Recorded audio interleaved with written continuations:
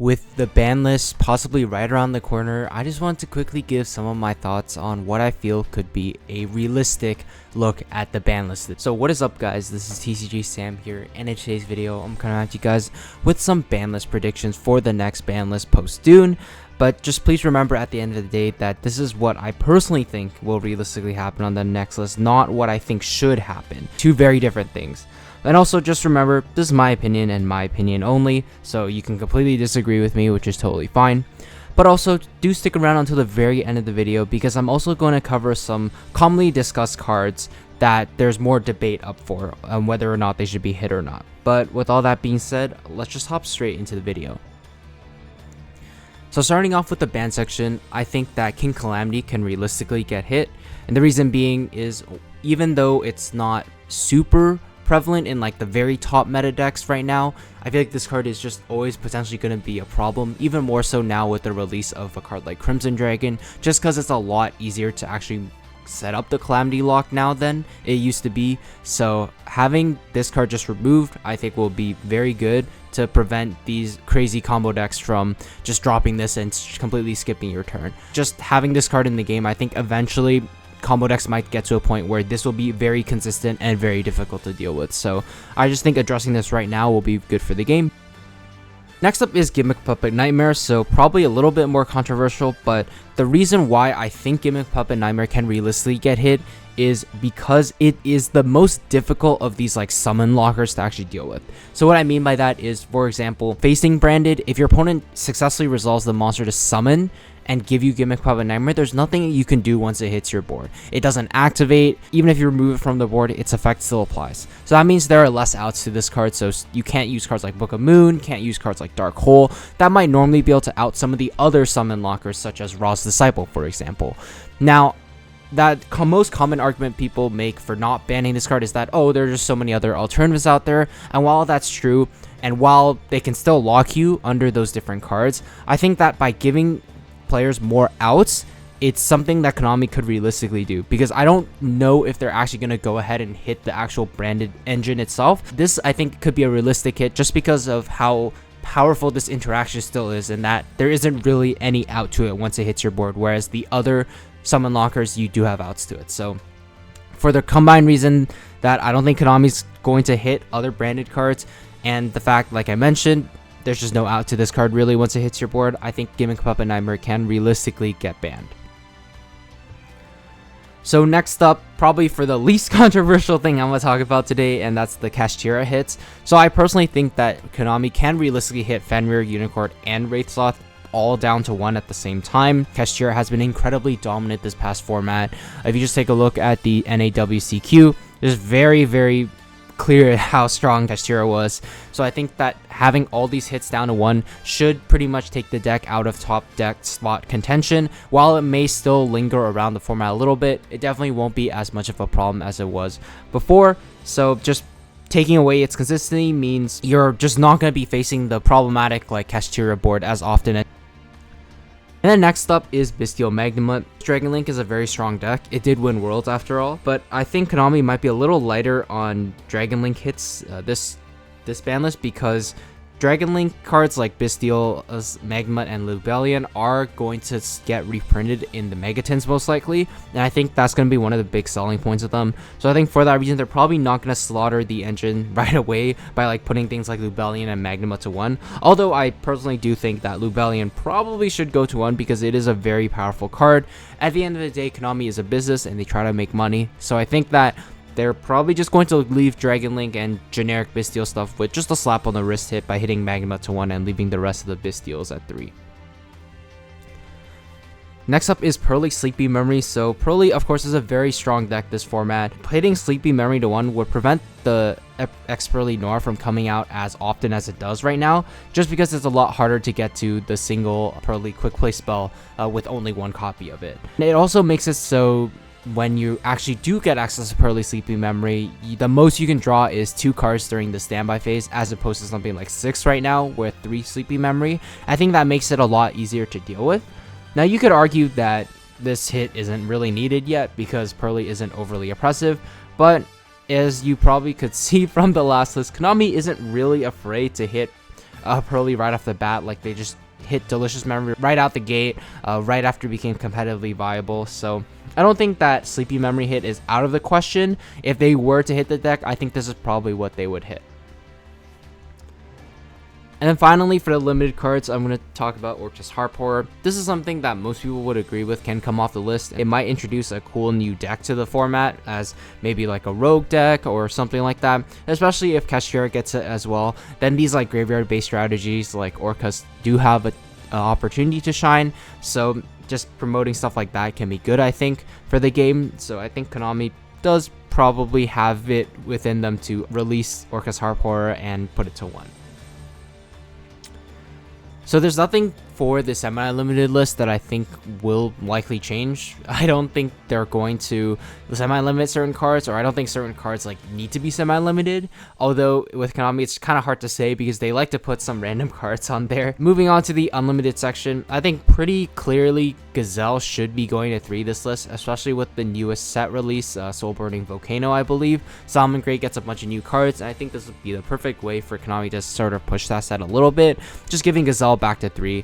It's definitely a good card, but it's not really on the same level as something like Circular, for example. Although you can compare the 2 cards. Gazelle going to 3 is probably something realistic that we can expect. Next up is SEKKA'S Light. So SEKKA'S Light, I think, could encourage some new forms of deck building, since Monster Mash decks weren't really a thing after Konami just axed Super Heavy Samurai right off the bat. I don't think this is overly oppressive because you can't really pair it with cards like the Super Heavy Samurai, since it prevents you from actually activating like the pendulum effects, which is pretty huge considering those are some of the most broken effects in the deck. So I don't think you have to worry about, like, let's say an FTK deck getting 3 Pot of Grease, for example, because you just can't play like the Super Heavy Samurai cards really with the SEKKA'S Light. So I think SEKKA'S Light coming to 3 could be fair. I don't think too many decks can really abuse it or anything, and the decks that can, well, like Super Heavy Samurai, there's always going to be cards that can actually deal with it. So I think SEKKA'S Light can come to 3. This card's been on the list for a little while now, and I don't really think it needs to stay there. For this last section of the video, I'm going to talk about some common cards that you might see on other people's predictions, or cards that most people may not agree should get hit. And the first card we're going to talk about is Kashtira Arise Heart. If you ban Arise Heart, there's just no deck at that point, and even the OCG doesn't have Arise Heart hit. So I think if you limit the consistency of Kashtira, you don't need to ban Arise Heart, because then it just means that like Kashtira cards may as well not exist at all, because they just don't do anything at that point.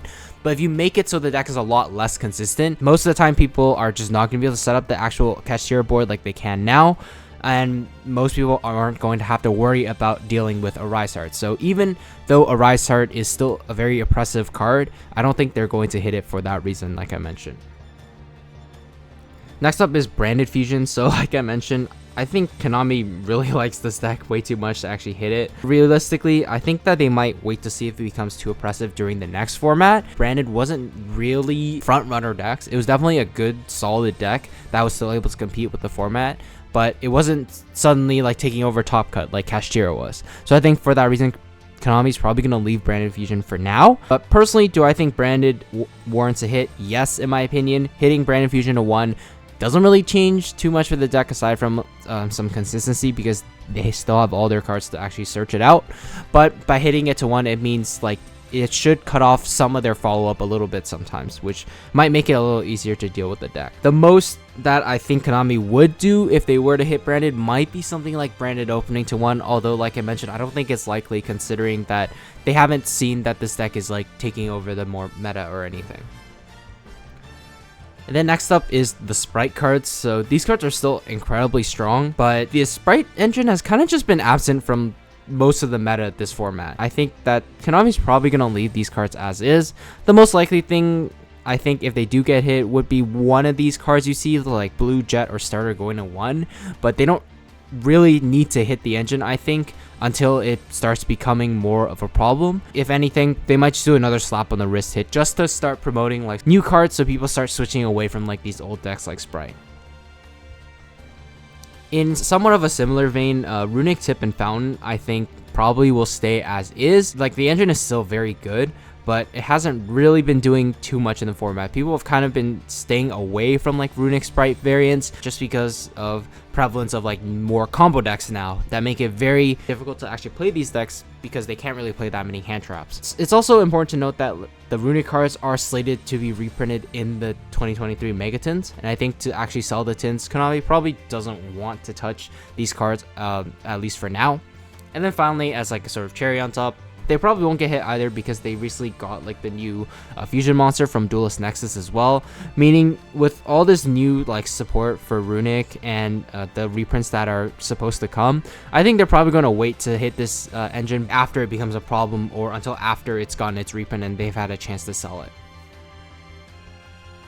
Next up is Pot of Prosperity. So Pot of Prosperity, I've heard some people saying that it should get hit, and to some extent I do agree.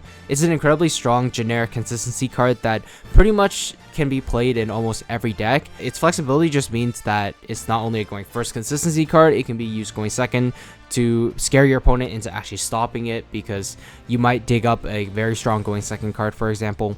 But at the end of the day, I don't think this card is getting hit because of the rarity collection that's coming out later on this year. Pot of Prosperity is getting a reprint in there, and I think for similar reasons as before, Konami is a business. They want to sell their cards. I think that Pot of Prosperity probably won't get hit on this next list, but in the future, it's definitely possible. Next up is Floodgates. This is kind of a big one. I personally feel like if they were to hit Floodgates, they're just too many that you would need to hit.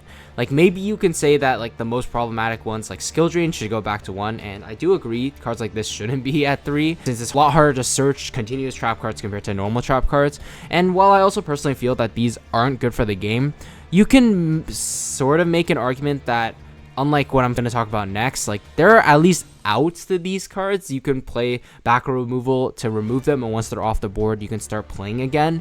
So I think for that reason, Konami probably won't touch these Floodgates unless a deck starts popping up that starts like playing, let's say, like 3 Skill Drain or whatever that's super popular in the format. Now, I think the most realistic thing is they might bring Skill Drain back down to 1 where it should be, but I don't think they're going to hit a lot of these other Floodgates just because there's so many of them out there, and there's going to be formats where one is better than the other, and then one becomes a problem and one doesn't matter anymore. So I don't think they're going to touch these on this next list. Now, on the other hand, these auto win and blowout trap cards are very controversial. I think you can't do anything to them if your opponent actually has them, and there's really no counterplay to these cards since there aren't that many cards in the game, if any, that can actually respond to these and out them, especially now that we don't have a card like Red Reboot, for example. Now, I personally think that these should go because they're very problematic and are just impossible to deal with if your opponent has, but then Konami would have to start banning all cards of this sort, and there are a lot of trap cards with these like lingering effects that make it very difficult to play, and you can't even just like limit them to reduce the consistency because there are cards like Triple Tactics Thrust out there, and Labyrinth has Lady Labyrinth to actually be able to set them directly from the deck. So you would have to realistically ban all of these cards in order to actually make it so you don't have to deal with them anymore. And while you could argue that you could take out the most problematic ones like Dimensional Barrier and Eradicator Epidemic Virus, there are going to be other cards that take its place. So just as a quick example, the virus suite of cards like Deck Devastation or Full Force Virus, you can argue that those are almost equally as bad as Epidemic Virus because they're just going to be decks that can't deal with it, and there are no counterplay to cards like that. So I would think that if they were to hit these, they would need to hit a lot of them, and I don't really see Konami just suddenly going out and hitting all of these potentially problematic cards, even if they do warrant getting hit, in my own opinion. Now, finally, I'm going to talk about these 2 specific hand traps, the lingering effects like Drool and Lockbird and Dimension Shifter. Shifter, mainly, I don't think it's going to hit because I believe it's getting reprinted in the Rarity Collection, and because there's an argument to be made that since Shifter can't be played in every single deck, it's not like you're always going to play against it.